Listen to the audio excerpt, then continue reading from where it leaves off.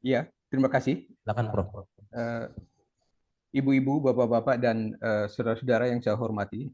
Assalamualaikum warahmatullahi wabarakatuh. Salam sejahtera bagi Anda semua. Selamat pagi. Saya diminta untuk di sini mengulas sejarah lokal dan sejarah nasional. Perbandingan antara sejarah lokal dan sejarah nasional, hubungan antara sejarah lokal dan sejarah nasional, bagaimana sejarah lokal itu mempengaruhi sejarah nasional dan sebaliknya, sejarah nasional itu juga mempunyai dampak pada sejarah lokal. Ini akan terlihat nanti di dalam PowerPoint yang saya buat mengenai IKN Nusantara. Silakan slide yang pertama. Pada tahun 1825, George Muller itu terbunuh, tetapi Belanda tidak melakukan penyerangan terhadap Kutai misalnya. Kenapa? Karena mereka pada saat itu sedang mengalami perang Padri. Jadi perang Padri itu 1821 sampai 1825, ketika kaum agama dengan kaum adat yang dibantu oleh Belanda itu berperang. Dan eh, kemudian perang Padri ini menjadi terhenti, ada gencatan senjata karena tentara itu dibutuhkan oleh Belanda untuk bertempur melawan Diponegoro. Jadi 1825 sampai 1830 itu perang Diponegoro. Selesai perang Diponegoro, baru Belanda itu kembali ke Sumatera Tengah untuk bertempur dengan kelompok yang kali ini pada tahun 1830 itu kaum adat dengan kaum agama itu sudah bersatu padu melawan Belanda. Jadi di sini sudah terbentuk nasionalisme melawan Belanda. Dan baru kemudian setelah perang Padri, perang Diponegoro itu selesai, baru kemudian ketika James Murray itu orang Inggris itu terbunuh dan Inggris ingin menyerbu, tetapi Belanda mengatakan mereka yang akan bertanggung jawab dan kemudian mereka melakukan penyerangan, Tenggarong itu dibakar gitu. Jadi saya di sini melihat bahwa apa yang terjadi ini adalah perlawanan-perlawanan yang sifatnya lokal, peristiwa yang lokal. Kalau peristiwa atau perlawanan itu bersifat nasional, tentu apa yang dilakukan oleh Kutai, oleh Perang Padri, oleh Diponegoro itu dilakukan secara serempak. Namun tidak ada koordinasi di antara mereka. Jadi saya mengatakan itu perlawanan-perlawanan yang sifatnya lokal. Kita berbicara dalam hal ini tentang sejarah lokal. Terus untuk Bang Sarip, eh, kenapa judulnya History Kutai gitu? History gitu. Kenapa pakai kata history gitu? Kenapa nggak pakai bahasa Indonesia aja Bang gitu? Tolonglah. Ya.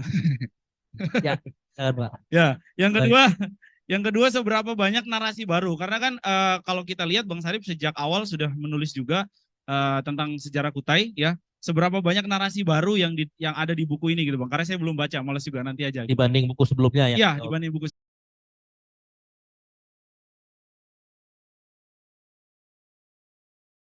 Ya secara implisit. Tapi di sini tuh cara penyampaian Mas Arif itu tuh sedikit ada menyerempet subjektif bahwa Mas Arif itu orang lokal gitu. Makanya aku sampaikan secara tersirat bahwa gimana nih kalau misalnya orang luar pulau bukan orang asli dari sini, orang Jawa, orang Sumatera ataupun orang manapun Sulawesi yang gak ada hubungannya sama daerah kita membaca buku ini. Apakah mereka ngeliat itu yang kayak, oh buku ini ternyata cukup subjektif ya, melihat bahwa ini tuh berkacamata dari orang lokal aja, dari sudut pandang asli sini. Harapan aku sebenarnya adalah buku ini tuh bisa dibaca untuk semua kalangan dari berbagai daerah tanpa melihat ke subjektifitasannya. Jadi bisa dibilang biar buku ini tuh objektif, mereka bisa menyerap dan benar dibilang sama Mas Arif juga bahwa epilog dari Profesor Aspi itu tuh sangat membantu untuk menetralisir sudut pandangnya Bang Sarif ketika menceritakan buku ini gitu. Ya, yang bisa, mungkin mudah-mudahan bisa dipertimbangkan. Kalau kita lihat tadi ada kritik juga tentang pemakaian istilah histori Kutai itu. Mungkin ini untuk akan menarik dibandingkan dengan sejarah gitu. Tapi saya mempunyai usulan yang berbeda gitu. Kalau kita lihat dari albab yang terakhir, pertautan Kutai dengan ibu kota Nusantara. ini bab yang terakhir merupakan bab penutup dari buku ini. Menurut pandangan saya, kenapa tidak itu yang dijadikan judul? Karena itu akan menarik orang yang bukan hanya orang di Kalimantan Timur, tapi di seluruh Indonesia, bahwa judulnya adalah IKN Nusantara di Kutai.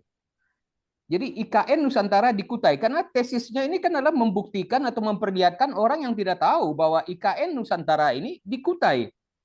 Dan argumennya itu sangat panjang, nanti sejarah dari Mula Warman sampai Republik itu. Jadi IKN Nusantara di Kutai dari zaman Mula Warman sampai era Republik. Jadi orang juga akan tertarik, loh kalau begitu IKN Nusantara ini di Kutai gitu. Jadi itu yang diangkat, jadi narasinya itu di balik itu. Terima kasih.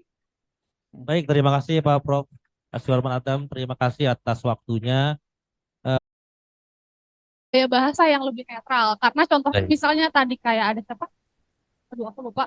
Pokoknya sok revolusioner ketika ada proses pembakaran, terus apa namanya Pak?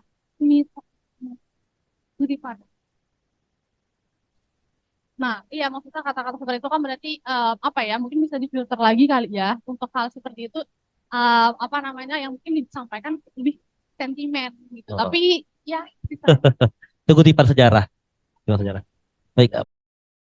Beliau waktu itu cuma pesan, boleh nak disusun, memang sudah banyak yang simpang siur, etam harus susun dan baik.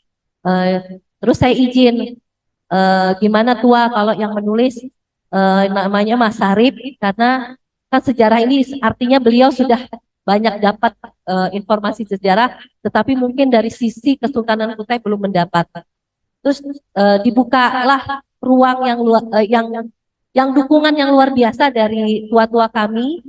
Kemudian adik saya lah yang mengurus semua dari awal sampai akhir berkaitan dengan buku ini bersama Mas Sarip sebagai penulis, dan Mas Sarip juga mencari informasi sampai ke kantor Andri. Kebetulan yang di Jalan Gatot Subroto ya perpustakaannya itu Brin, berkonsultasi ke sana juga ya. Pokoknya pesan nasional lah ya, sampai mencari sana.